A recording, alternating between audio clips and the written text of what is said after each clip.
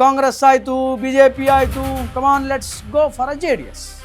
BJP ಆಯಿತು, ಕಾಂಗ್ರೆಸ್ ಆಯಿತು, ಹಾಗಾದರೆ JDS ಅವ್ರ ಕತೆ ಏನು? JDS ಅಲ್ಲಿ ಎಷ್ಟು ಜನ ಇದ್ದಾರೆ? HD ಕುಮಾರಸ್ವಾಮಿ ಅವರ ಮೇಲೆ ಎಷ್ಟು ಕೇಸ್ಗಳಿದೆ ಅನ್ನುವಂಥದ್ದು ಗೊತ್ತಾ? ಅದನ್ನು ADR ಪತ್ತೆ ಹಾಕಿ. JDS ಶಾಸಕರಲ್ಲಿ ಎಷ್ಟು ಜನರ ಮೇಲೆ ಕ್ರಿಮಿನಲ್ ಕೇಸ್ಗಳು ದಾಖಲಾಗಿದೆ? ಎಷ್ಟು ಜನರ ಮೇಲೆ ಕ್ರಿಮಿನಲ್ ಕೇಸ್ಗಳು ದಾಖಲಾಗಿದೆ? JDSನ ದಳಪತಿಯಾಗಿರುವಂತಹ HD ಕುಮಾರಸ್ವಾಮಿ ಅವರ ಮೇಲೆ ಎಷ್ಟು ಕ್ರಿಮಿನಲ್ ಕೇಸ್ಗಳಿದೆ? ಇವತ್ತು ಕೇಂದ್ರ ಸಚಿವರು, ಈ ಹಿಂದೆ ರಾಜ್ಯದ ಮುಖ್ಯಮಂತ್ರಿಗಳಾಗಿದ್ದಂಥವರು, ಅವರ ಮೇಲೆ ಎಷ್ಟು ಕ್ರಿಮಿನಲ್ ಕೇಸ್ಗಳಿದೆ? ಇನ್ನು JDSನ ಬೇರೆ ಬೇರೆ ನಾಯಕರ ಮೇಲೆ, ಶಾಸಕರ ಮೇಲೆ ಎಷ್ಟು ಕ್ರಿಮಿನಲ್ ಕೇಸಸ್ಗಳಿದೆ ಅನ್ನುವಂಥದ್ದನ್ನು ನೋಡ್ಕೊಂಡು ಬರೋಣ. ಕಮಾನ್, JDSನ ವರದಿ.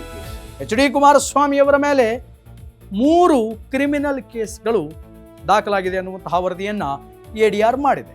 3 ಕ್ರಿಮಿನಲ್ ಕೇಸಸ್ಗಳು HD ಕುಮಾರಸ್ವಾಮಿ ಅವರ ಮೇಲೆ. ಕರೆಮ್ಮ ನಾಯಕ್ 7 ಕ್ರಿಮಿನಲ್ ಕೇಸಸ್ಗಳು, 7 ಕ್ರಿಮಿನಲ್ ಕೇಸಸ್ಗಳು ಕರೆಮ್ಮ ನಾಯಕ್ ಮೇಲೆ. ಒಂದಲ್ಲ ಎರಡಲ್ಲ 7. And the first female politician ಅಂತ ಹೇಳ್ಬೋದು, ಅದು JDS. MT ಕೃಷ್ಣಪ್ಪ 7 ಕ್ರಿಮಿನಲ್ ಕೇಸಸ್ಗಳು ದಾಖಲಾಗಿದೆ MT ಕೃಷ್ಣಪ್ಪ ಅವರ ಮೇಲೆ.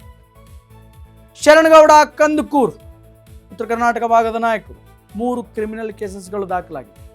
ಈಸ್ ಫ್ರಮ್ JDSನಿಂದ 3 ಕೇಸಸ್. ಸಮೃದ್ಧಿ ಮಂಜುನಾಥ್ 2 ಕೇಸಸ್ಗಳನ್ನು ತಮ್ಮ ಮೈ ಮೇಲೆ ಹಾಕೊಂಡಿದ್ದಾರೆ, ಕ್ರಿಮಿನಲ್ ಕೇಸಸ್ಗಳನ್ನು. 2 ಕೇಸಸ್ಗಳಿದೆ.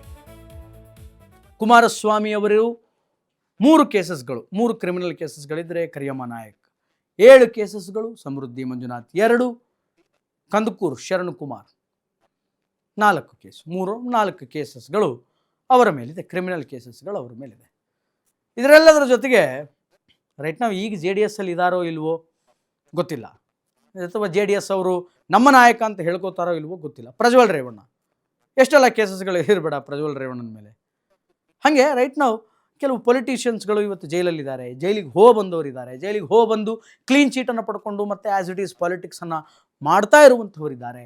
ಇನ್ನು ಕೆಲವರು ಕೇಸನ್ನು ಮೈ ಮೇಲೆ ಹಾಕ್ಕೊಂಡು ಆ ಕೇಸಸ್ಗಳನ್ನು ನಡೆಸ್ಕೊಂಡೇ ರಾಜಕೀಯದಲ್ಲಿ ಸಕ್ರಿಯವಾಗಿ ಅಧಿಕಾರವನ್ನು ಅನುಭವಿಸ್ತಾ ಇರ್ತಕ್ಕಂಥವ್ರು, ಜನಸೇವೆ ಮಾಡ್ತಾ ಇರ್ತಕ್ಕಂಥವ್ರು ಇದ್ದಾರೆ.